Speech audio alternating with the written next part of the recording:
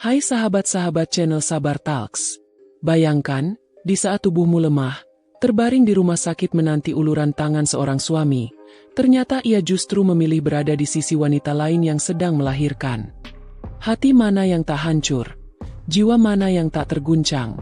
Ketika kesetiaan dibayar dengan pengkhianatan? Apa yang akan dilakukan seorang istri saat kenyataan pahit itu terbongkar? Namun sebelumnya, kalau kamu suka cerita yang menyentuh hati, klik subscribe sekarang juga ya. Jangan lupa like videonya. Dan tulis di komentar kamu nonton dari mana. Siapa tahu, ada teman satu kota di sini. Dan sekarang, mari kita mulai kisah hari ini. Hari itu, matahari siang menembus jendela ruang tamu rumah kecil kami. Aku masih mencoba beraktivitas seperti biasa. Namun tubuhku terasa berbeda. Kakiku lemas, pandanganku berkunang-kunang, dan kepalaku berputar seperti ditarik ke dalam pusaran air yang gelap.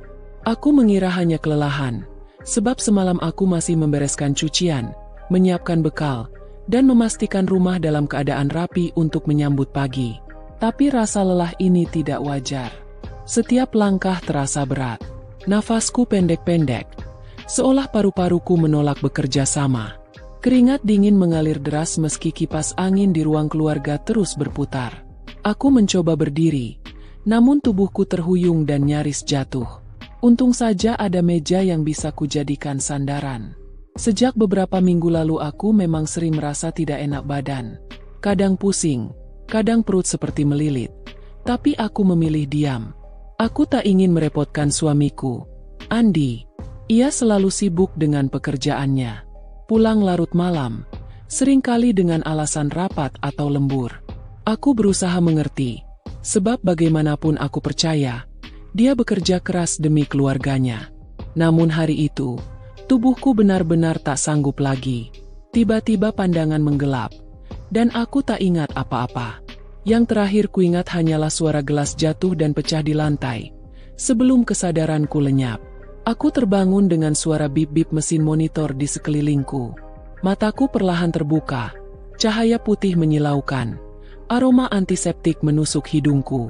Ternyata aku berada di rumah sakit. Ada selang infus menancap di tanganku, dan selimut putih menutupi tubuhku. Di samping ranjangku, kulihat adikku, Mira, duduk dengan wajah cemas. Matanya sembab, seolah baru saja menangis. Ia menggenggam tanganku erat-erat. "Mbak, Allah masih kasih kesempatan. Jangan banyak pikiran, istirahatlah," ucapnya lirih. Aku ingin bertanya, apa sebenarnya yang terjadi dengan tubuhku? Namun suaraku serak, hampir tak keluar. Mira buru-buru mengambil segelas air putih, menyuapkannya perlahan. Saat itu dokter masuk bersama seorang perawat. Dengan wajah serius, dokter menjelaskan bahwa kondisiku tidak boleh diremehkan. Hasil pemeriksaan menunjukkan ada penyakit yang harus ditangani serius, dan aku wajib dirawat inap. Hatiku langsung ciut. Aku belum pernah masuk rumah sakit sebelumnya, apalagi dengan diagnosa yang berat. Dalam hati aku berbisik lirih, semoga Allah masih memberiku kesempatan untuk sembuh. Aku mencoba kuat, meski jantungku berdegup kencang menahan rasa takut. Malam pertama di rumah sakit adalah malam yang panjang. Lampu remang dari lorong terus menyinari. Suara langkah kaki perawat terdengar hilir muncul, dan bunyi mesin medis menjadi latar belakang yang tak pernah berhenti. Aku memandang kosong ke arah pintu, berharap setiap detik suamiku muncul dan menemaniku. Tapi yang ada hanya kesepian. Andi belum juga datang. Mira mencoba menghubunginya, namun katanya Andi sibuk. Sibuk? Di saat aku terbaring dengan tubuh lemah seperti ini, aku menutup mata, berusaha menenangkan diri, meski hatiku mulai digelayuti rasa sepi dan tanda tanya yang tak bisa kupahami. Jarum infus menetes perlahan, dinginnya cairan merambat ke nadiku. Setiap tetes terasa seperti hitungan waktu yang panjang. Aku mendesah lirih, mencoba menahan air mata yang sudah menggenang di pelupuk. Di kamar sebelah, terdengar suara tawa keluarga pasien lain yang sedang berkumpul menemani. Kontras sekali dengan keadaanku yang hanya ditemani sunyi. Dalam hati aku berbisik, mungkinkah ini awal dari cobaan besar dalam hidupku? Aku tidak tahu apa yang menanti di depan, Tapi rasa sakit di tubuhku terasa lebih ringan dibanding rasa perih yang mulai menekan di dalam dadaku. Dan di malam sunyi itulah, aku sadar, hidupku tak akan lagi sama seperti sebelumnya. Esok paginya, cahaya mentari masuk melalui celah jendela rumah sakit. Udara masih dingin, namun suara burung dari pepohonan di luar memberi sedikit ketenangan. Aku membuka mata perlahan, tubuhku masih terasa lemah, tapi kesadaranku sudah lebih baik dibanding malam sebelumnya. Di kursi samping ranjang, Mira terlihat tertidur dengan posisi meringkuk. Tangannya masih menggenggam jemariku. Aku terharu melihat adikku yang rela begadang demi menemaniku. Dalam hati aku berbisik, andai saja yang duduk di kursi itu adalah Andi, suamiku. Perasaan rindu sekaligus kecewa menusuk hatiku. Aku meraih ponsel di meja kecil. Jemariku bergetar saat menekan nomor Andi. Suara sambungan terdengar berdering lama. Aku berharap ia segera mengangkatnya. Namun yang kudengar hanya nada sambung yang tak kunjung diangkat. Aku menghela napas panjang, lalu menutup mata sejenak. Beberapa jam kemudian, ponselku bergetar. Sebuah pesan masuk. Dari Andi. Maaf, aku sibuk sekali. Nanti malam aku ke sana. Hanya itu. Dingin. Tanpa emotikon. Tanpa kata sayang. Tanpa nada khawatir sedikit pun. Jantungku terasa seperti diremas. Bukankah aku istrinya? Bukankah aku sedang sakit keras? Bukankah seharusnya ia berada di sisiku sekarang? Bukan nanti malam? Aku mencoba berpikir positif. Mungkin pekerjaannya benar-benar penting. Mungkin ia sedang menyiapkan sesuatu untukku. Aku berusaha menenangkan hati dengan segala kemungkinan baik. Siang itu dokter datang mengecek kondisiku. Tekanan darahku rendah. Tubuhku masih lemas. Dokter menyarankan agar aku banyak beristirahat dan jangan banyak pikiran. Aku hanya mengangguk pelan. Padahal pikiranku terus berkecamuk. Sore hari, Mira pamit pulang sebentar untuk mengganti pakaian. Aku menyuruhnya pulang, karena aku tak ingin ia terlalu lelah. Setelah Mira pergi, aku benar-benar sendiri di ruangan itu. Waktu terasa berjalan lambat. Jarum jam di dinding seakan mengejekku dengan gerakan lambatnya. Suara perawat lalu lalang menjadi pengingat bahwa aku hanya salah satu dari sekian banyak pasien yang menunggu kesembuhan. Namun di dalam hatiku, aku merasa paling sendiri. Aku terus menunggu. Hingga malam datang. Pukul 8. Andi akhirnya muncul. Ia membuka pintu kamar dengan wajah terburu-buru. Seperti orang yang baru saja mengejar sesuatu. Di tangannya ada kantong plastik berisi buah-buahan. Senyumnya tipis. Matanya tidak menatapku lama. "Bagaimana kabarmu?" tanyanya datar, sambil meletakkan plastik itu di meja. Aku menatapnya dengan mata yang sudah basah. Aku takut. "Mas, dokter bilang penyakitku cukup berat. Aku butuh Mas di sini. Aku tidak ingin sendirian." Andi menghela napas, lalu duduk di kursi. "Kamu jangan banyak pikiran. Istirahat saja. Aku cuma bisa sebentar. Ada urusan lagi nanti." Dadaku terasa sesak mendengar kalimat itu.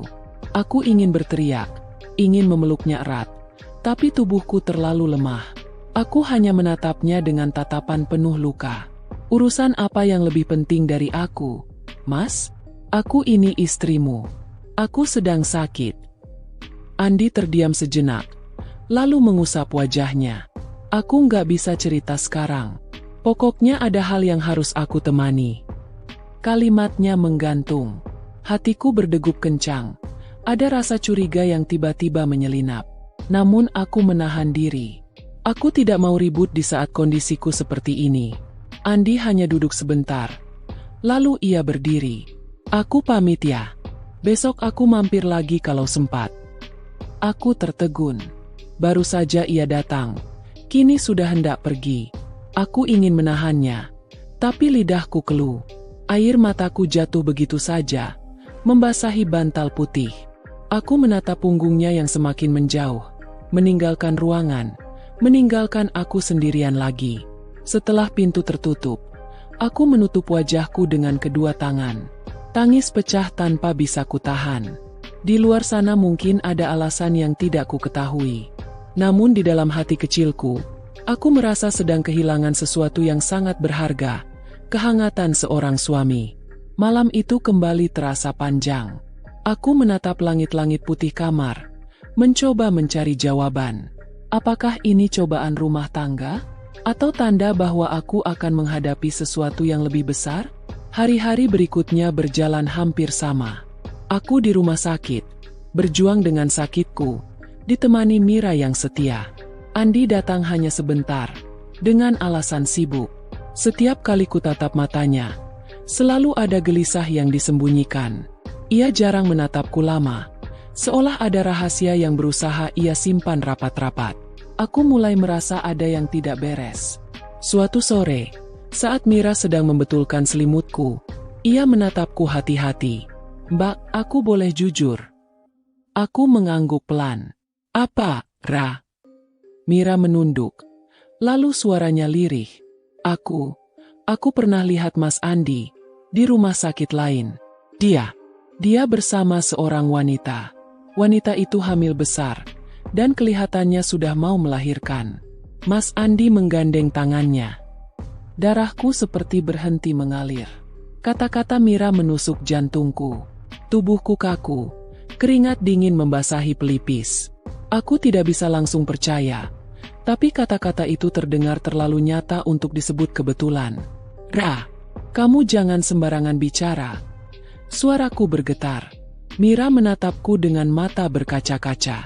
"Mbak, aku tahu ini sulit, tapi aku sendiri yang lihat." Mas Andi terlihat panik waktu sadar aku ada di sana. Dia langsung menunduk dan buru-buru pergi. Aku terdiam. Air mataku mengalir deras. Semua sikap dingin Andi, semua alasan sibuk, semua tatapan gelisah, seolah menemukan jawabannya. Dadaku terasa sesak, seperti ada batu besar menindih. Aku ingin marah, ingin berteriak, ingin menolak kenyataan. Tapi tubuhku terlalu lemah. Aku hanya bisa menangis dalam diam, dengan hati yang hancur berkeping-keping. Di luar sana, mungkin suamiku sedang berada di sisi wanita lain yang akan melahirkan anaknya. Sementara aku, istrinya yang sah, terbaring di ranjang rumah sakit, berjuang sendiri melawan sakit. Malam itu aku tidak bisa tidur. Setiap kali memejamkan mata, bayangan Andi bersama wanita itu terus menghantui pikiranku. Hatiku teriris, tubuhku bergetar menahan tangis. Aku tidak tahu bagaimana harus menghadapi kenyataan pahit ini. Aku hanya bisa berdoa lirih, memohon kekuatan kepada Allah agar aku mampu bertahan. Karena aku tahu, badai besar baru saja dimulai. Pagi itu tubuhku masih lemah, namun pikiranku lebih kacau daripada rasa sakit yang kurasakan. Bayangan Andi bersama wanita lain terus menghantui. Kata-kata Mira berputar-putar di kepalaku, seakan menusuk lebih dalam setiap kali aku mencoba melupakannya. Aku mencoba menghubungi Andi pagi itu. Jemariku bergetar menekan nomor ponselnya. Dering terdengar lama, hingga akhirnya ia mengangkat. "Halo." Suaranya terdengar tergesa. "Mas, aku butuh Mas di sini. Aku takut." Suaraku lirih, nyaris tak terdengar. Hening beberapa detik. Lalu ia menjawab, "Aku ada urusan, Endok. Tenang saja. Kamu kan ada Mira. Aku pasti datang nanti malam. Jangan banyak pikiran." Aku terdiam. Kata-katanya terdengar begitu manis di permukaan, seolah menenangkan, tapi di dalamnya terasa dingin dan hampa. Seperti janji-janji kosong yang tak pernah benar-benar dipenuhi. "Nanti malam?" Tanyaku dengan nada parau. "Iya, aku janji nanti malam aku temani kamu. Sabar ya." Hatiku ingin percaya. Ingin sekali percaya.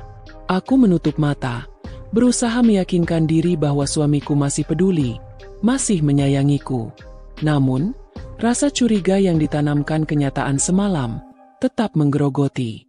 Hari itu berlalu dengan lambat. Mira menemaniku, mencoba menghibur dengan cerita-cerita ringan, tapi aku tahu ia menyimpan sesuatu. Tatapannya sering mengawasi ponselku, seolah menunggu kabar yang tak pernah datang. Menjelang malam, aku menunggu dengan penuh harap. Jam dinding sudah menunjuk pukul 8. Tapi Andi belum datang. Aku menatap pintu kamar. Setiap kali pintu terbuka hatiku berdebar, berharap sosok itu muncul. Namun yang masuk hanya perawat membawa obat. Jam 9 lewat. Masih belum ada tanda-tanda Andi. Ponselku hanya sunyi. Aku mencoba menghubunginya, tapi tak diangkat. Air mataku mengalir tanpa bisa kutahan. Sementara tubuhku yang ringkih terus menjerit minta ditemani. Hatiku dihantam rasa kecewa yang dalam. Janji manis itu terbukti hanya kata-kata palsu.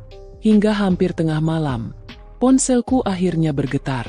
Sebuah pesan singkat masuk. Maaf, aku nggak bisa ke sana. Ada keadaan darurat. Besok aku pasti datang. Aku menatap layar ponsel lama sekali. Kata-kata itu seperti pisau yang menusuk tanpa ampun. Darurat? Darurat siapa? Apakah benar pekerjaan? Atau wanita itu yang sedang melahirkan? Tubuhku gemetar menahan perasaan yang bercampur aduk. Aku ingin berteriak, tapi hanya bisa menangis lirih. Mira yang melihatku buru-buru mendekat, memelukku erat. Sabar, Mbak. Jangan stres. Nanti kondisi Mbak makin drop. Tapi bagaimana aku bisa sabar? Bagaimana aku bisa tenang ketika aku tahu suamiku lebih memilih wanita lain di saat aku berjuang antara hidup dan mati di sini? Malam itu, aku merasa seluruh dunia bersekongkol meninggalkanku sendirian. Janji Andi untuk datang, untuk menemaniku. Semuanya hanya manis di bibir, tapi kosong di hati. Keesokan paginya, wajahku pucat pasi. Suster yang datang mengukur tekanan darah menggeleng pelan. Ibu harus banyak istirahat. Jangan stres. Kondisi ibu bisa memburuk. Aku hanya bisa mengangguk lemah. Tidak ada yang tahu bagaimana hatiku terkoyak. Tidak ada yang tahu bagaimana aku ingin menyerah saja. Siang itu Mira akhirnya bicara lagi. Mbak, aku sudah nggak bisa diam. Aku tahu ini akan sakit. Tapi Mbak harus tahu. Tadi malam, Mas Andi ada di rumah sakit bersalin. Aku sendiri yang melihatnya. Wanita itu sudah melahirkan. Dan Mas Andi ada di sisinya. Suara Mira bergetar. Namun matanya menatapku dengan tegas. Aku memejamkan mata. Air mata langsung mengalir deras. Semua yang kurasakan semalam terbukti. Janji manis Andi untuk menemaniku hanyalah kebohongan. Ia memang bersama wanita itu. Aku menutup wajah dengan kedua tanganku. Tubuhku bergetar hebat. Nafasku terengah-engah. Tangisku pecah tanpa bisa kuhentikan. Mira memelukku erat, membiarkanku menangis sepuasnya. Mbak, jangan hancur. Mbak harus kuat. Jangan biarkan dia menang. Mbak masih punya kami. Masih punya keluarga yang sayang sama Mbak. Tapi bagaimana aku bisa kuat jika orang yang paling kupercaya justru menikam dari belakang? Sore itu, Andi datang. Wajahnya tampak lelah. Namun aku bisa melihat sesuatu di matanya. Kebohongan yang dipoles dengan senyum tipis. Maaf aku telat. Ada banyak hal yang harus aku urus. Katanya sambil duduk di kursi. Aku menatapnya tajam. Dengan mata yang bengkak karena tangis. Mas, semalam Mas di mana? Andi menunduk sejenak. Aku ada urusan kerja. Jangan bohong. Suaraku serak. Hampir pecah. Aku tahu. Aku tahu Mas ada di rumah sakit lain. Bersama dia. Andi terdiam. Wajahnya tegang. Tangannya mengepal di pangkuan. Ia mencoba tersenyum. Tapi senyum itu getir. Kamu salah paham. Salah paham. Aku hampir berteriak. Tubuhku lemah. Tapi emosiku meluap. Aku terbaring sakit. Menunggu suamiku. Tapi Mas memilih menemani dia melahirkan anaknya. Anak yang bukan dari rahimku. Andi berdiri. Suaranya meninggi. Cukup. Jangan bawa-bawa ini sekarang. Kamu harus fokus sembuh. Aku menatapnya dengan mata penuh luka. Sembuh? Untuk apa? Mas? Untuk kembali kepada suami yang mengkhianati? Untuk kembali kepada janji manis yang palsu? Andi tak menjawab. Ia hanya berdiri kaku. Wajahnya penuh kegelisahan. Di dalam kamar itu, kesunyian terasa menyesakkan. Hanya suara detak jantungku yang berdetak tak karuan, bercampur dengan rasa sakit yang tak bisa kugambarkan dengan kata-kata. Aku akhirnya menoleh ke arah lain, menolak menatapnya. "Pergi, Mas. Aku butuh ketenangan. Jangan paksa aku mendengar kebohongan lagi." Andi menatapku lama, lalu tanpa berkata apa-apa, ia melangkah keluar. Pintu kamar menutup dengan suara pelan. Namun gema kekecewaannya tertinggal di dadaku. Aku menatap kosong ke langit-langit. Tubuhku lemah, tapi hatiku lebih lemah lagi. Aku merasa semua janji yang pernah ia ucapkan, semua kata cinta yang pernah ia bisikan, hanyalah manis di awal, tapi pahit di ujung. Dan disitulah aku sadar, cintaku sedang dipertaruhkan. Malam itu kembali datang dengan sunyi yang menusuk. Lampu kamar rumah sakit dibiarkan temaram. Hanya cahaya redup dari lorong yang menembus sela pintu. Aku terbaring lemah di ranjang. Tubuhku masih diselimuti rasa sakit, sementara hatiku remuk berkeping-keping. Di luar sana, mungkin suamiku sedang berada di pelukan wanita itu, tersenyum menyambut anak yang baru lahir. Dan aku, istri sah yang telah bertahun-tahun setia, hanya ditemani suara mesin infus dan detak monitor jantung. Air mataku tak berhenti mengalir. Aku mencoba membalik tubuh, namun rasa nyeri menusuk perutku.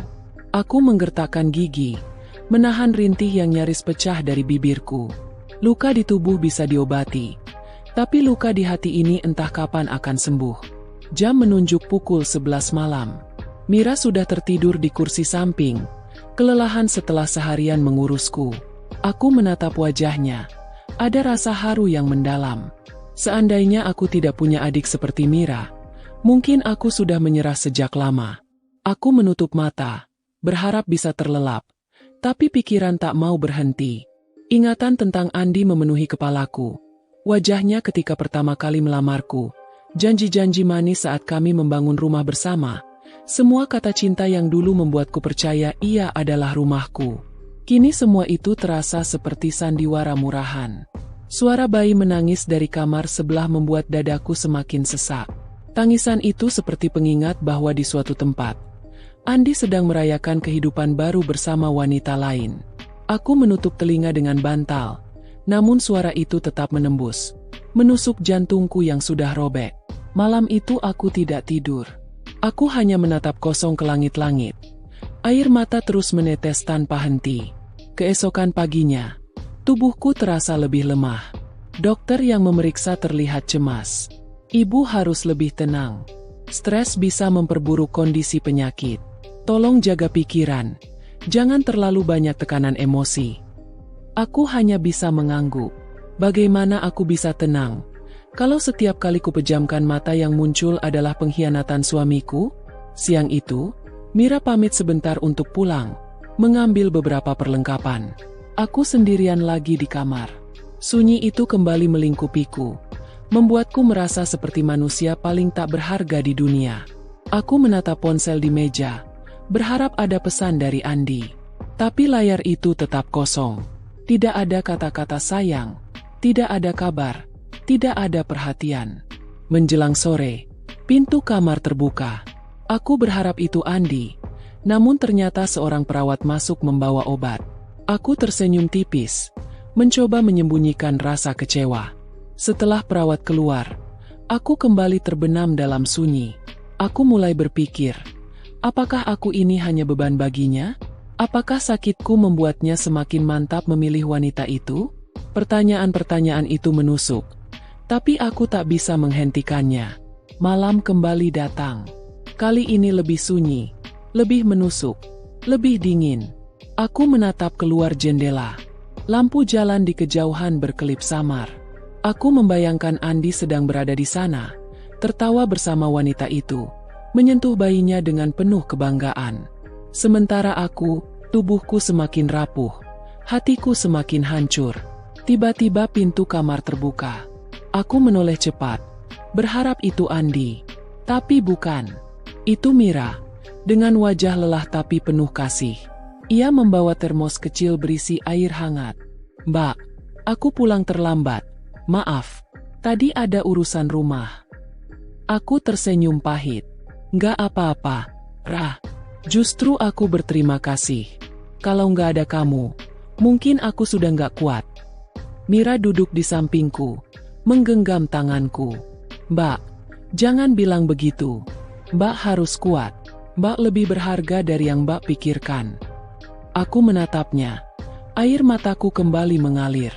Tapi Mas Andi nggak pernah di sini. Rah, dia bahkan nggak peduli. Aku merasa seperti sendirian menghadapi semuanya. Mira menghela napas panjang. Aku tahu, Mbak. Aku lihat sendiri. Dia memilih tempat lain daripada di sini. Tapi percayalah, Mbak masih punya banyak orang yang sayang. Aku ingin percaya, tapi sulit. Malam itu Mira tertidur lagi di kursi. Aku menatapnya, lalu menoleh ke arah pintu. Aku berharap pintu itu terbuka, dan Andi masuk membawa senyum. Tapi pintu tetap tertutup. Aku memejamkan mata, menahan tangis. Jantungku berdebar, tubuhku gemetar.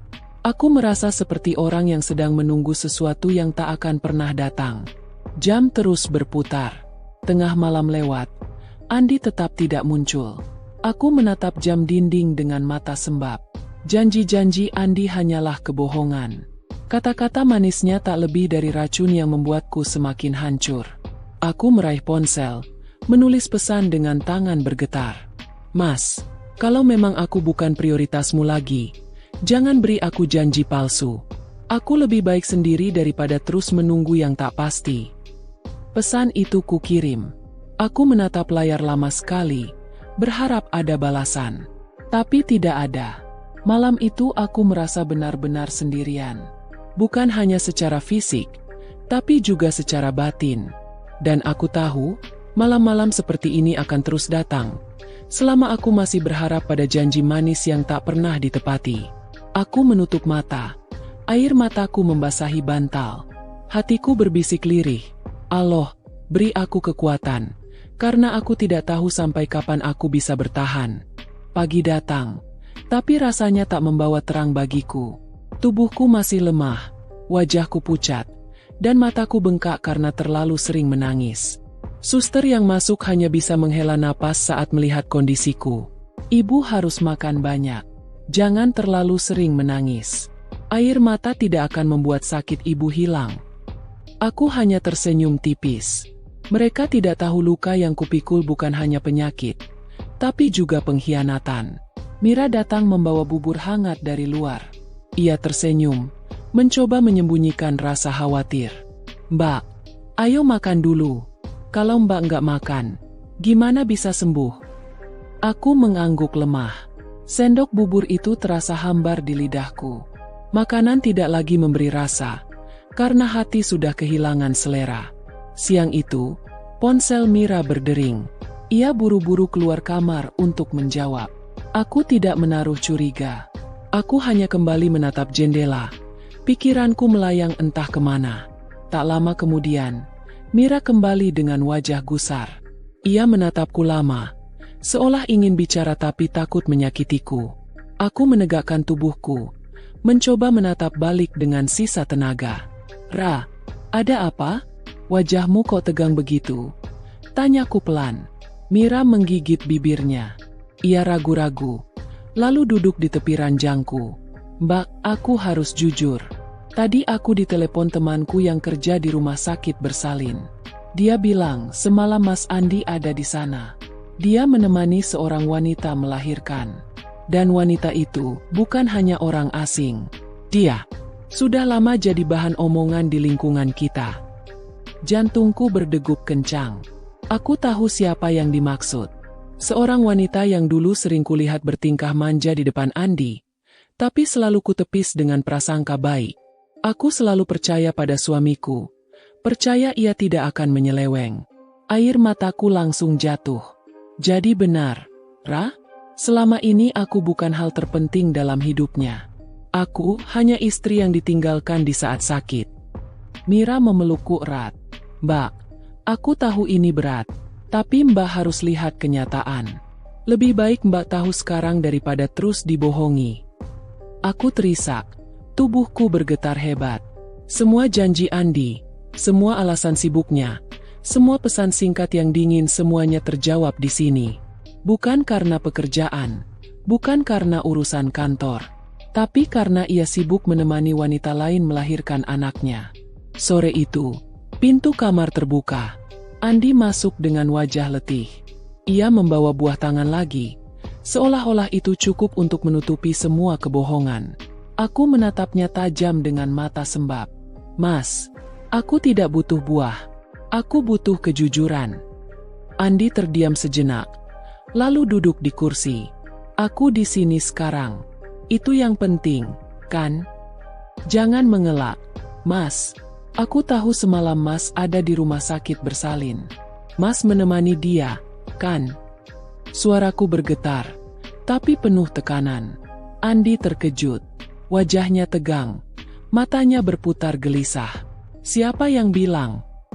Bukan urusan siapa yang bilang. Yang jelas aku sudah tahu. Jangan lagi berbohong di depanku.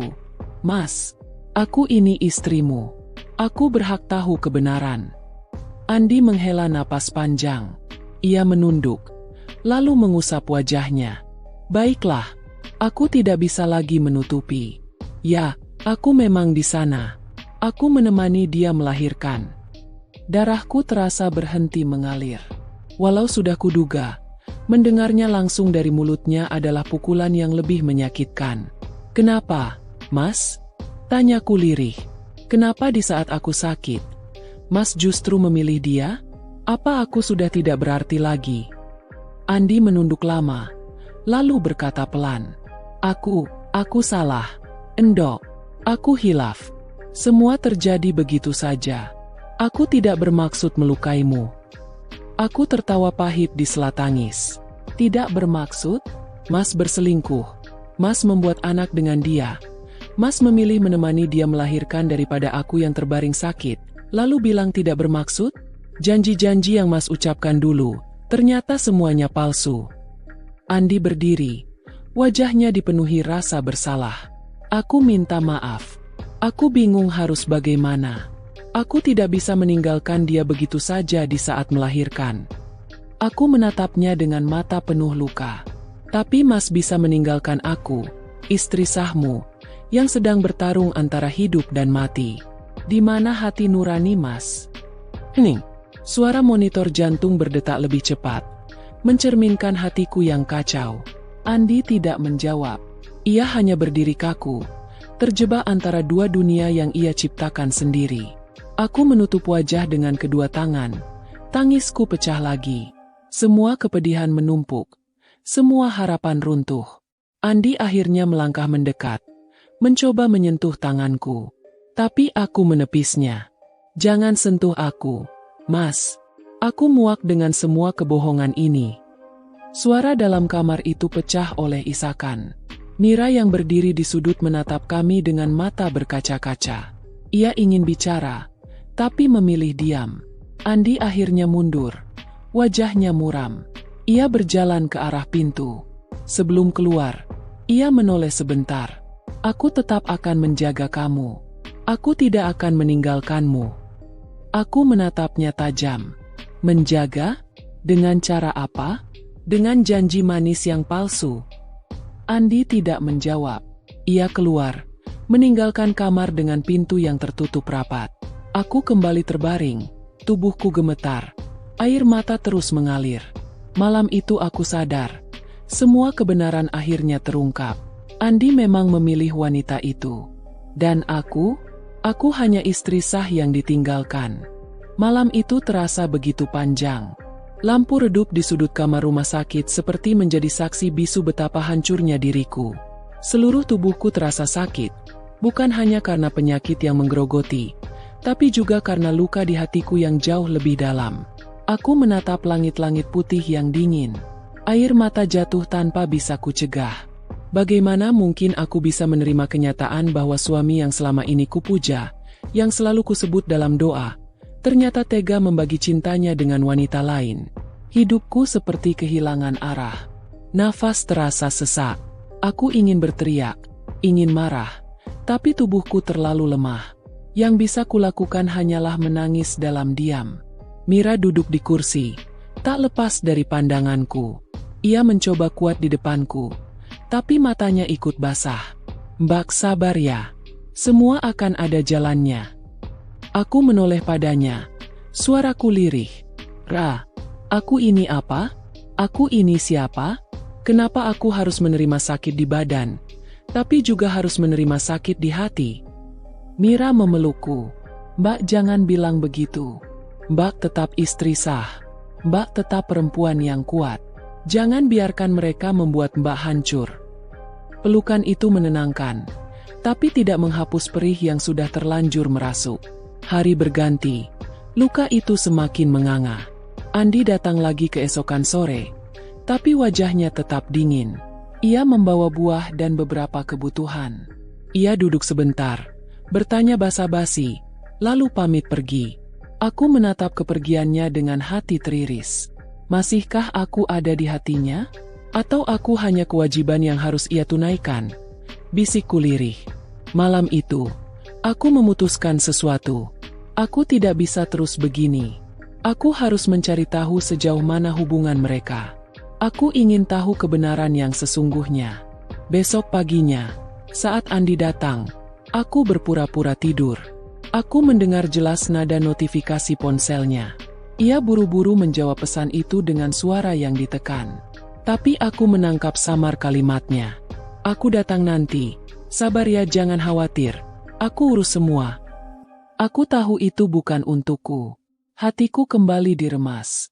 Tapi kali ini aku tidak ingin hanya diam. Aku akan buktikan sendiri. Beberapa hari kemudian, saat kondisiku sedikit membaik, aku meminta Mira mengambilkan dompet dan tas Andi yang ia tinggalkan di kamar rumah sakit. Saat Mira keluar sebentar membeli makanan, aku memeriksa isi tas itu. Di dalamnya ada beberapa struk pembelian dari toko bayi.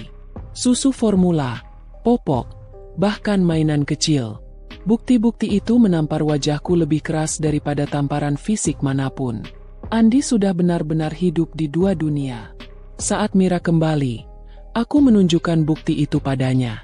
Wajahnya memerah karena marah. Mbak, ini sudah keterlaluan. Mas Andi benar-benar tidak menghargai Mbak. Sementara Mbak sakit, dia malah sibuk memikirkan anak dari perempuan itu. Aku hanya bisa menangis. Tangisku pecah. Kali ini tak bisa kubendung lagi. Hari-hari di rumah sakit menjadi mimpi buruk. Setiap kali pintu terbuka, aku berharap Andi datang dengan wajah penuh penyesalan. Tapi yang ada hanya kebisuan. Ia hadir sekadar menggugurkan kewajiban, lalu pergi lagi entah kemana. Malam-malamku makin kelam. Mesin monitor detak jantung kadang berbunyi lebih cepat saat emosiku memuncak. Dokter berkali-kali mengingatkan agar aku tidak stres. Tapi bagaimana bisa? Luka di tubuh mungkin bisa diobati. Tapi luka di hati?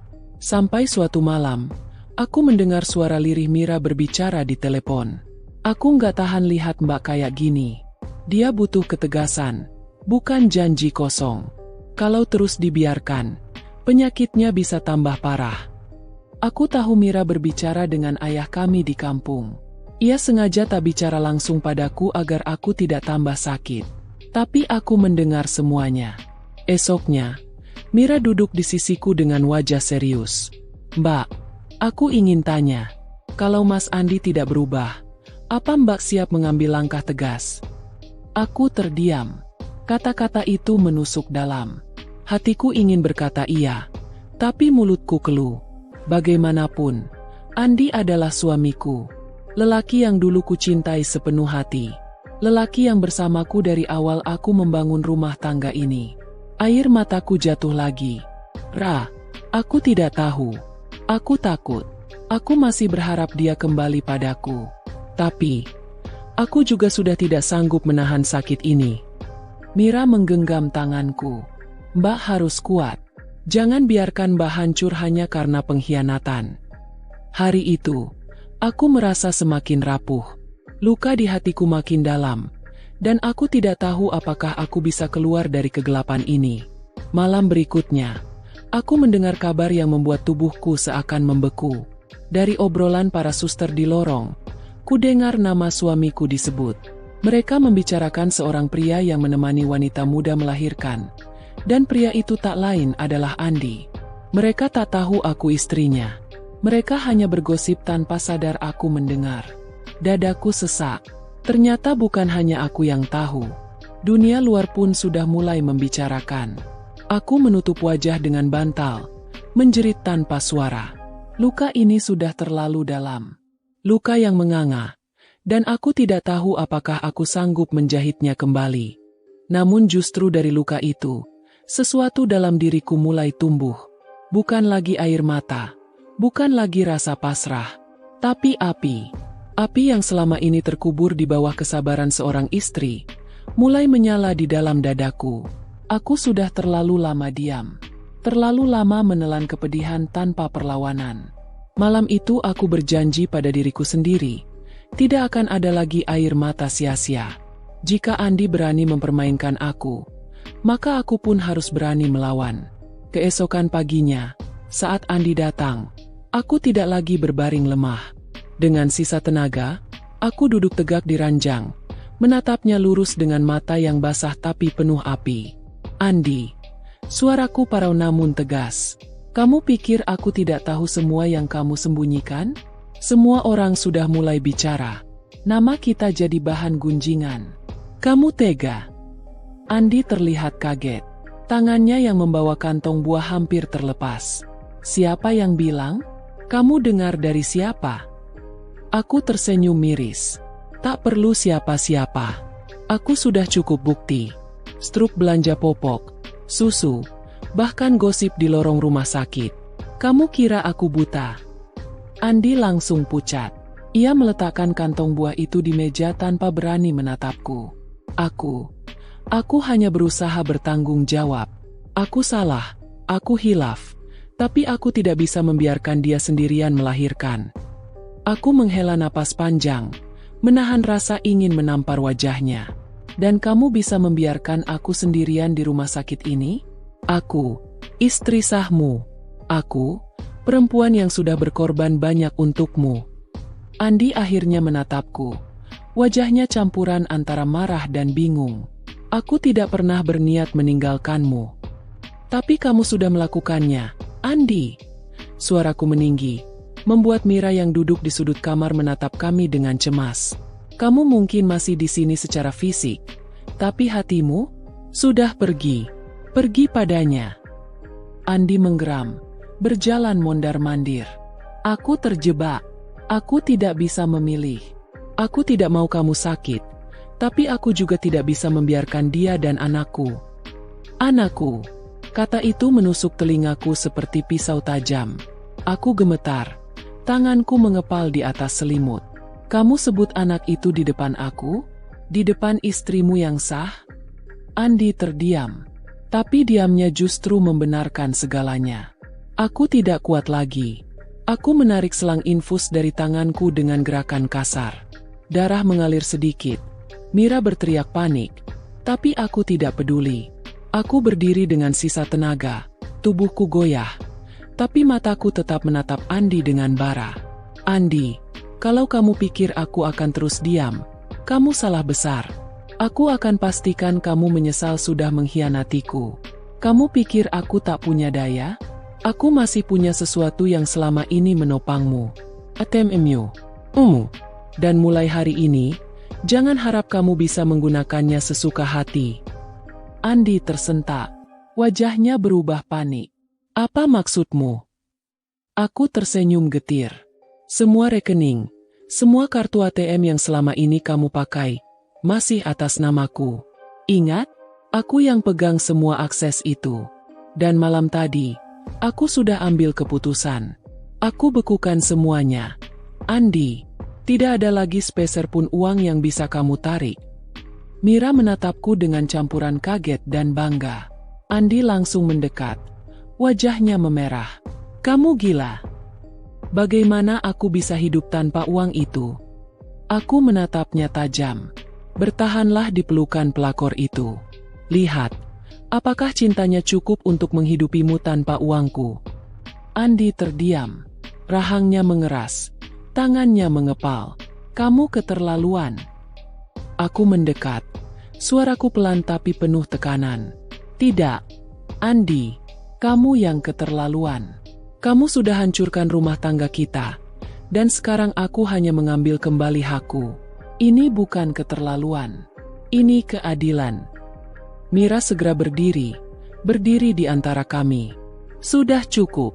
Jangan ribut di sini. Mbakku butuh ketenangan.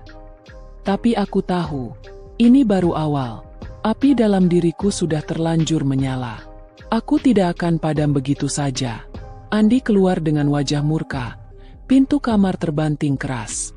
Suara dentumannya menggema di lorong rumah sakit, membuat beberapa perawat menoleh kaget.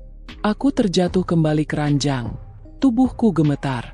Mira buru-buru membetulkan selang infusku yang lepas, memanggil suster dengan wajah panik. Tapi meski tubuhku lemah, hatiku terasa sedikit lebih kuat. Aku tahu satu hal, aku tidak lagi hanya korban. Malam itu, Andi tidak kembali. Ponselku penuh pesan darinya, berisi marah, ancaman, juga rayuan. Semuanya kubiarkan tanpa jawaban. Aku hanya menatap layar itu sambil tersenyum getir.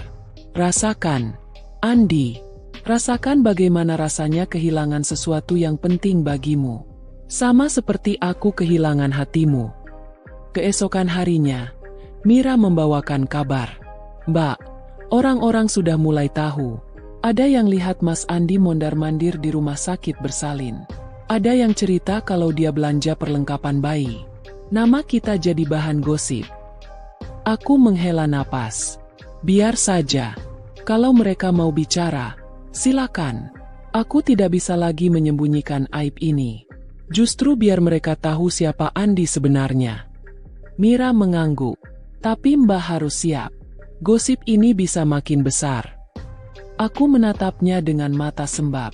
Aku sudah tidak takut lagi. Rah, aku sudah kehilangan terlalu banyak. Apalagi yang harus kutakuti? Malam berikutnya, aku menerima kabar lain yang lebih menghancurkan.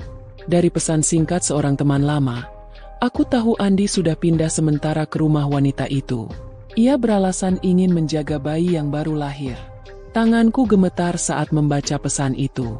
Jadi benar, dia sudah tinggal bersama. Aku hampir pingsan, tapi Mira segera memelukku erat. Mbak, kuatlah. Jangan biarkan ini menghancurkan Mbak. Aku terisak di bahunya. Ra, aku tidak tahu lagi bagaimana harus bertahan. Luka ini sudah terlalu dalam. Namun di balik tangis itu, api dalam hatiku membara lebih besar. Jika Andi pikir aku akan menyerah, dia salah. Luka ini memang menganga, tapi dari luka inilah aku menemukan kekuatan baru. Dan malam itu, aku bersumpah, tidak akan ada yang bisa menghentikan langkahku. Pagi yang biasanya kutunggu dengan harapan, kini hanya membawa rasa hampa. Cahaya matahari menembus jendela kamar rumah sakit, tapi yang kurasakan hanyalah dingin. Luka di tubuh masih terasa, tapi luka di hati jauh lebih perih. Setiap hembusan nafasku seperti membawa ingatan tentang pengkhianatan Andi. Aku menatap meja di samping ranjang. Masih ada buah yang Andi bawa kemarin. Belum tersentuh. Rasanya pahit setiap kali mengingat ia membawanya hanya untuk menutupi kebohongan. Buah itu seakan simbol kepura-puraannya. Mira masuk dengan senyum dipaksakan. Di tangannya ada termos kecil berisi sup hangat. Mbak harus makannya. Kalau enggak, badan Mbak makin lemah. Aku hanya mengangguk pelan. Sendok sup itu terasa hambar di lidahku. Mira tahu, tapi ia tidak menegur. Ia hanya duduk di sampingku, menatapku dengan mata penuh belas kasihan. Beberapa menit kemudian, pintu kamar terbuka. Dan kali ini, bukan Andi yang masuk, melainkan seorang pria paruhbaya berjas rapi, dengan wajah tegas. Ia adalah Pak Arman, pengacara keluarga kami yang sudah lama kenal sejak aku menikah. Mbak Rani, ucapnya sopan. Saya datang karena ada hal penting yang harus dibicarakan. Mira yang hubungi saya. Aku menoleh ke arah Mira, sedikit terkejut. Tapi ia mengangguk pelan, memberi isyarat bahwa semua ini untuk kebaikanku. Pak Arman duduk, membuka map tebal berisi dokumen. Saya tidak ingin membebani Mbak di saat sakit, tapi keadaan sudah terlalu jauh. Semua aset yang ada atas nama Mbak, termasuk rekening dan tanah warisan dari orang tua Mbak, masih aman. Tapi saya dengar dari Mira, suami Mbak sudah mencoba beberapa kali menarik dana lewat jalur belakang. Hatiku tercekat. Apa? Jadi dia benar-benar sudah nekat? Pak Arman mengangguk. Untungnya, semua akses sudah kita kunci kemarin malam. Tapi saya harus peringatkan, cepat atau lambat dia akan mencari cara lain. Mbak harus siap mengambil keputusan hukum jika memang tidak ada jalan kembali. Kata-kata itu menamparku keras. Perceraian.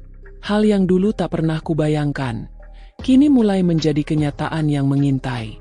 Aku menutup wajah dengan kedua tangan. Allah, apakah ini jalanku? Rumah tangga yang kubangun dengan sepenuh hati harus runtuh begini? Mira meraih bahuku. Mbak, lebih baik hancur sekarang daripada Mbak terus disiksa batin. Andi sudah keterlaluan. Air mataku kembali jatuh. Aku tidak menjawab. Hari-hari berikutnya, suasana semakin tegang. Andi tidak muncul lagi di rumah sakit. Teleponnya hanya sesekali masuk, dengan suara marah karena ATM tidak bisa digunakan. Rani, apa-apaan ini? Kenapa uangku diblokir? Aku butuh untuk biaya bayi. Kamu tega lihat anak tidak dapat susu. Aku mendengar teriakannya lewat ponsel, tapi aku hanya diam. Lalu aku menutup telepon itu dengan tangan gemetar. Suaranya membuat hatiku remuk, karena ia menyebut bayi itu dengan penuh kepedulian. Sementara aku, istri sahnya, ia tinggalkan. Malamnya, aku tidak bisa tidur. Mesin monitor di samping ranjang terus berbunyi, seakan ikut mengiringi pikiranku yang kacau. Aku teringat masa-masa dulu, saat Andi masih sederhana, saat kami membangun rumah tangga dengan susah payah. Ia dulu lelaki yang penuh perhatian, yang sering mengusap rambutku saat aku lelah. Kini, ia berubah menjadi asing, bahkan lebih asing daripada orang yang baru ku kenal. Aku terisak. Kenapa? Mas, kenapa kamu tega? Beberapa hari kemudian, Mira datang dengan wajah lebih serius dari biasanya. Ia menutup pintu kamar, lalu duduk di kursi. Mbak, ada sesuatu yang harus aku sampaikan.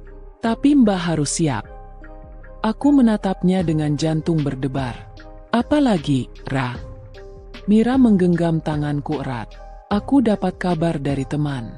Katanya Andi sekarang benar-benar tinggal di rumah perempuan itu. Tidak hanya menemani, tapi dia juga sudah mulai mengakuinya sebagai istri di depan tetangga sekitar. Dunia seakan runtuh di depanku. Dadaku sesak. Nafasku terengah. Tidak mungkin dia begitu jauh. Mira menatapku iba. Aku tahu ini sakit, tapi lebih baik Mbak tahu daripada terus dibohongi. Tangisku pecah lagi. Aku meronta. Tubuhku bergetar hebat. Mesin monitor jantung berdetak cepat, membuat suster segera masuk panik. Mereka mencoba menenangkan, memasang oksigen di hidungku. Di tengah kabut air mata dan rasa sesak itu, aku hanya bisa berkata dalam hati, Allah, apa yang harus aku lakukan? Kondisiku sempat memburuk. Dokter menegur agar aku tidak terlalu tertekan. Tapi bagaimana bisa? Setiap kabar tentang Andi adalah pisau baru yang menusuk lebih dalam. Mira semakin sering menjagaku. Ia bahkan cuti dari pekerjaannya hanya untuk menemaniku. Mbak jangan khawatir. Aku ada di sini. Aku tidak akan biarkan Mbak sendirian. Aku memeluknya erat. Terima kasih, Ra. Kalau bukan karena kamu, mungkin aku sudah hancur. Suatu sore, saat suasana rumah sakit agak lengang, pintu kamar terbuka. Dan kali ini, Andi yang masuk. Aku langsung menegang. Wajahnya terlihat kusut, matanya merah. Entah karena kurang tidur atau karena habis bertengkar. Rani. Suaranya berat. Kita perlu bicara. Aku menatapnya dingin. Bicara apa lagi? Andi, bukankah semuanya sudah jelas? Ia duduk di kursi, merunduk. Aku tahu aku salah. Aku tahu aku sudah melukai kamu. Tapi aku juga bingung. Aku terjebak.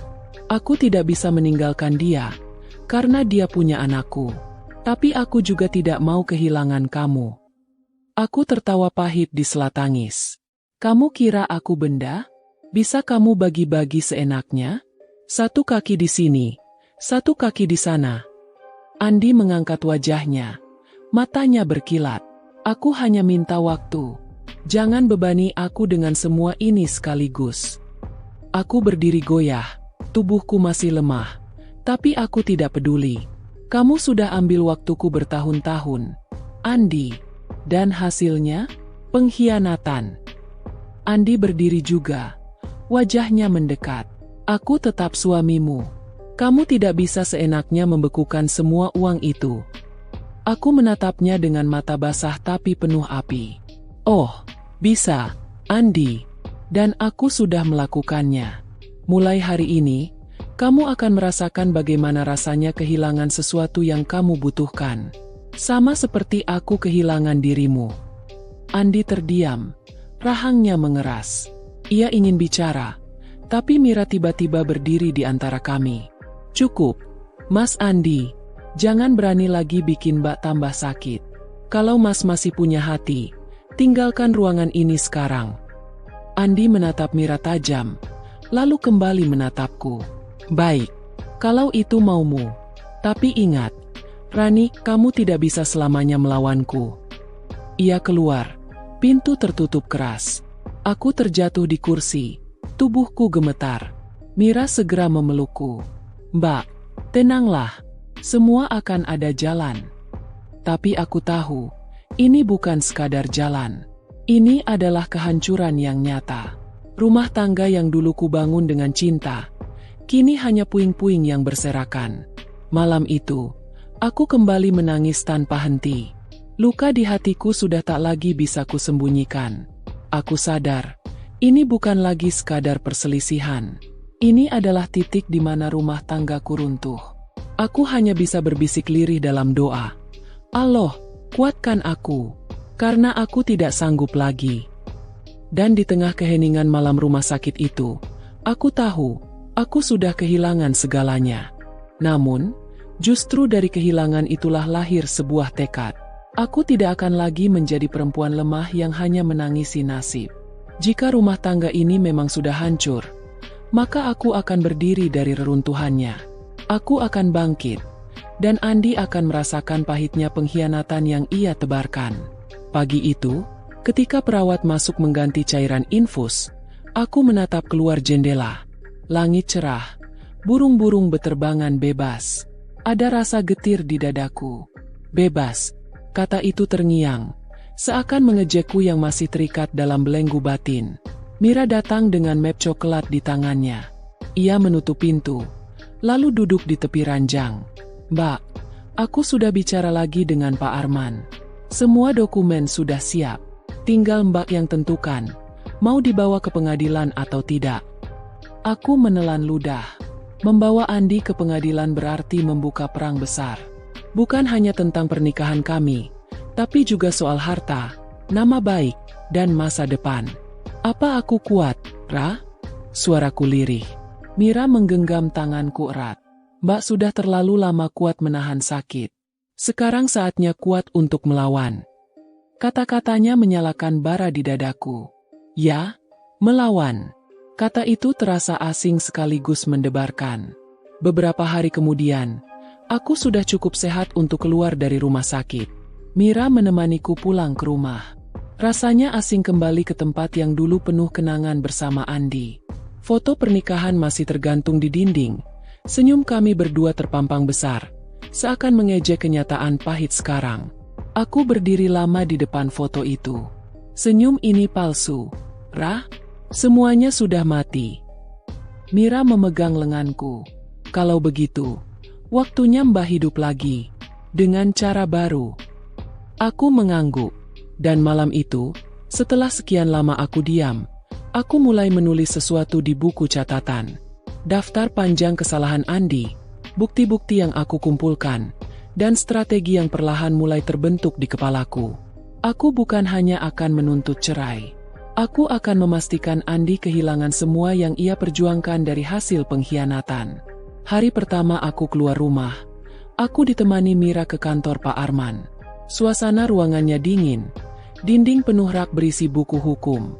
Pak Arman sudah menunggu dengan tumpukan dokumen. Baik, Mbak Rani. Kita bisa ajukan gugatan cerai sekaligus tuntutan pembagian harta. Karena sebagian besar aset memang atas nama Mbak. Posisi Mbak sangat kuat. Tapi saya harus ingatkan, persidangan ini bisa jadi panjang dan penuh tekanan. Aku menatapnya mantap. Saya tidak peduli berapa lama. Saya hanya ingin satu hal, dia merasakan hancur, sama seperti saya. Pak Arman mengangguk pelan.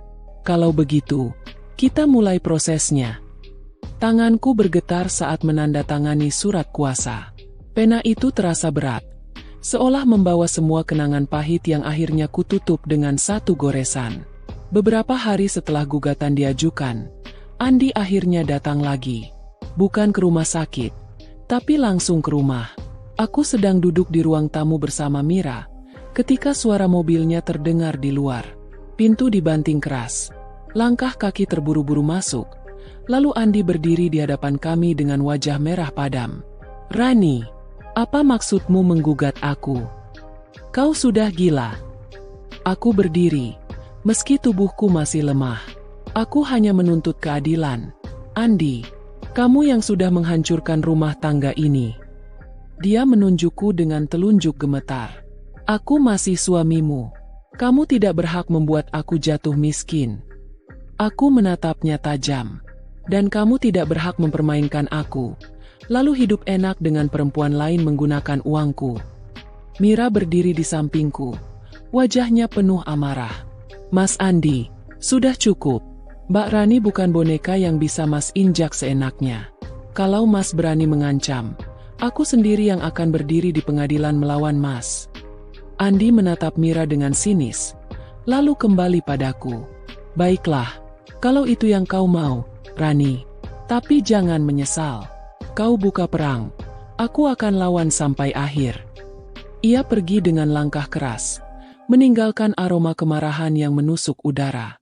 Aku jatuh terduduk, nafas tersengal. Mira segera memelukku. Tenang, Mbak, ini baru awal. Tapi Mbak enggak sendirian. Hari-hari berikutnya adalah neraka yang berbeda. Notifikasi dari pengadilan datang. Sidang pertama dijadwalkan. Sementara itu, kabar tentang aku dan Andi mulai menyebar ke tetangga. Bisik-bisik terdengar. Tatapan iba bercampur sinis setiap kali aku keluar rumah. Aku berjalan menunduk, menahan sakit hati. Tapi setiap kali aku hampir runtuh, aku mengingat sumpahku malam itu. Aku tidak akan berhenti sampai Andi benar-benar jatuh. Mira selalu ada, menjadi tameng sekaligus penguat. Biar mereka bicara. Yang penting, Mbak berdiri tegak. Hari sidang pertama tiba. Aku mengenakan baju sederhana berwarna hitam. Kerudungku kubetulkan berkali-kali. Di ruang sidang, udara dingin bercampur tegang.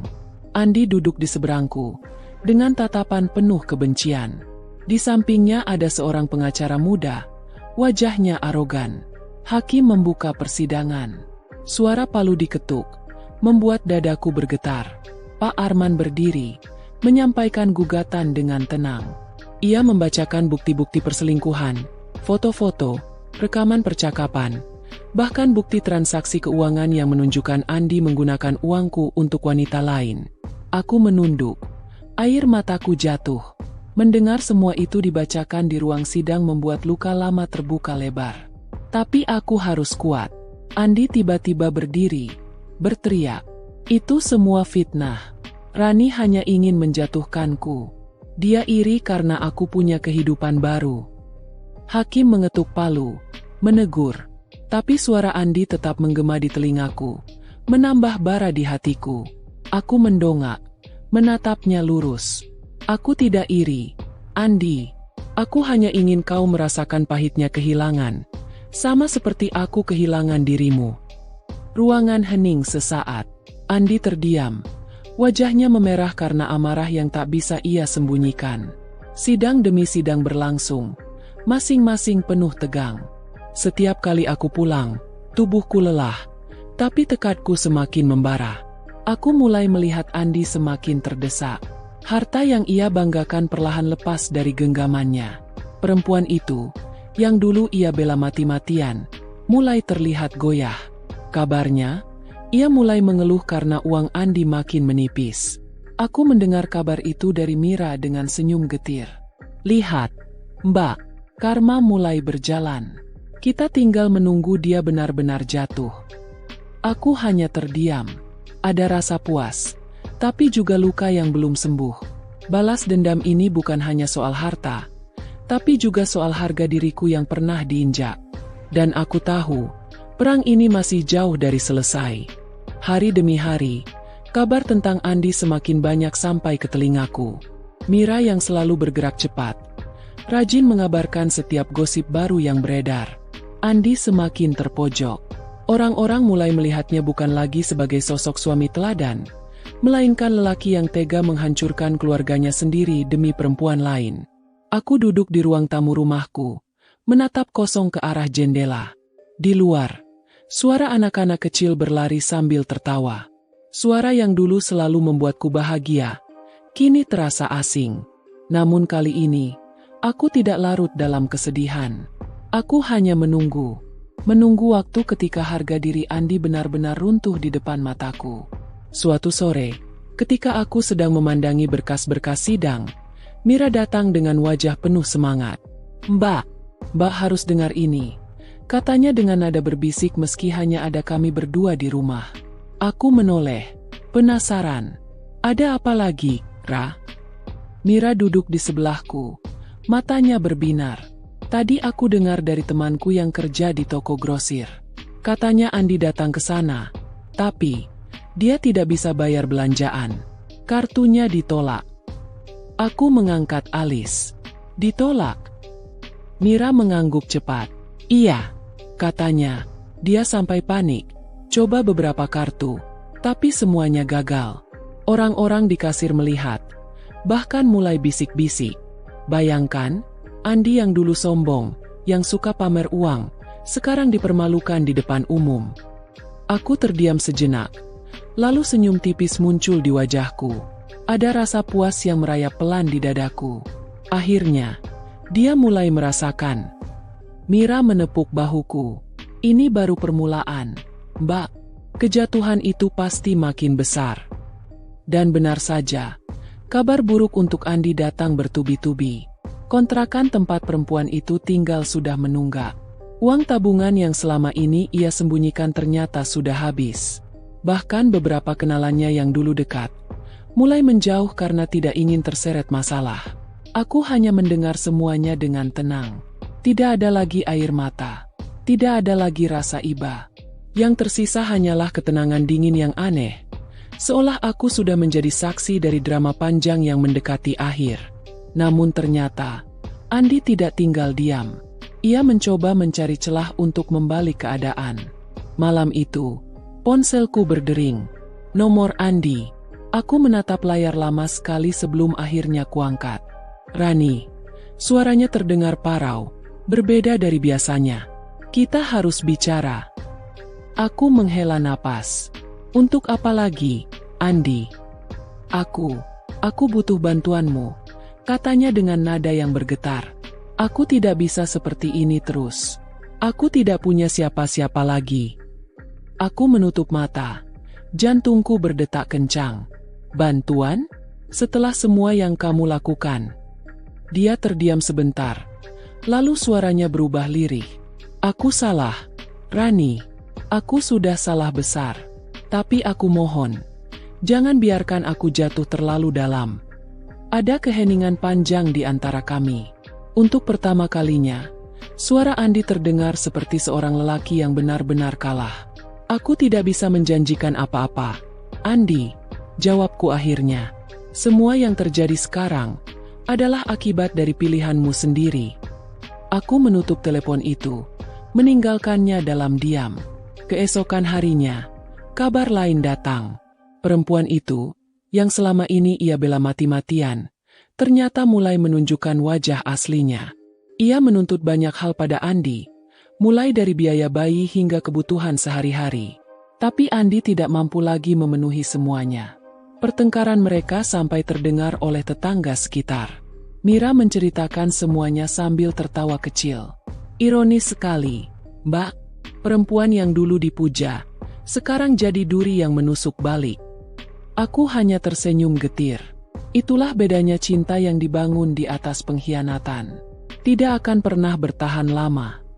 Sidang berikutnya semakin mempermalukan Andi. Pak Arman dengan tenang mengungkapkan bukti bahwa hampir seluruh aset keluarga ada atas namaku. Hakim mengangguk. Bahkan beberapa orang yang hadir di ruang sidang mulai berbisik-bisik melihat posisi Andi yang terjepit. Aku menatap Andi dari seberang meja. Wajahnya yang dulu penuh percaya diri kini pucat pasi. Matanya gelap, dan tubuhnya gemetar menahan amarah bercampur takut. Di momen itu, aku tahu, harga dirinya sudah runtuh. Ketika sidang usai, Andi berusaha mendekatiku. Tapi Pak Arman dan Mira segera berdiri di sampingku, menghalangi langkahnya. Rani, tolong, kita bisa bicarakan ini baik-baik. Aku tidak sanggup lagi. Suaranya nyaris berbisik, penuh kepanikan. Aku menatapnya dingin. Kamu sudah punya kesempatan bicara baik-baik dulu, Andi, tapi kamu pilih jalanmu sendiri. Sekarang terimalah akibatnya. Andi menunduk. Untuk pertama kalinya, aku melihat seorang lelaki yang dulu begitu sombong, kini hancur tak berdaya di depanku. Malam itu, aku pulang dengan perasaan campur aduk. Ada kepuasan yang besar, tapi juga ada rasa hampa yang sulit dijelaskan. Aku duduk lama di kamar, menatap lembar-lembar gugatan yang hampir mendekati putusan akhir. Ra, kataku lirih pada adikku yang duduk di sampingku. Apakah aku jahat karena merasa puas melihat dia hancur? Mira memegang tanganku erat. Tidak, Mbak. Itu bukan kejahatan. Itu keadilan. Semua yang Andi rasakan sekarang hanyalah bayangan kecil dari luka yang dia beri pada Mbak. Aku terdiam. Air mataku mengalir. Tapi kali ini bukan lagi air mata putus asa, melainkan air mata lega. Hari terakhir sidang akhirnya tiba. Ruang sidang penuh. Suasana tegang. Hakim membacakan putusan dengan suara lantang. Dengan ini, gugatan cerai dikabulkan. Seluruh aset rumah tangga yang berada atas nama penggugat tetap menjadi hak penggugat. Tergugat tidak memiliki hak atas harta tersebut. Putusan ini sah dan mengikat. Suara palu hakim mengetuk, mengakhiri perang panjang ini. Aku menutup mata, menarik napas panjang. Rasanya seperti beban besar yang akhirnya terlepas dari bahuku. Andi hanya bisa duduk terpaku. Wajahnya kosong. Matanya menatap lurus tanpa cahaya. Harga diri seorang lelaki yang dulu dibanggakannya, kini runtuh di hadapan semua orang. Aku berdiri, melangkah keluar ruang sidang dengan kepala tegak. Untuk pertama kalinya setelah sekian lama, aku merasa benar-benar bebas.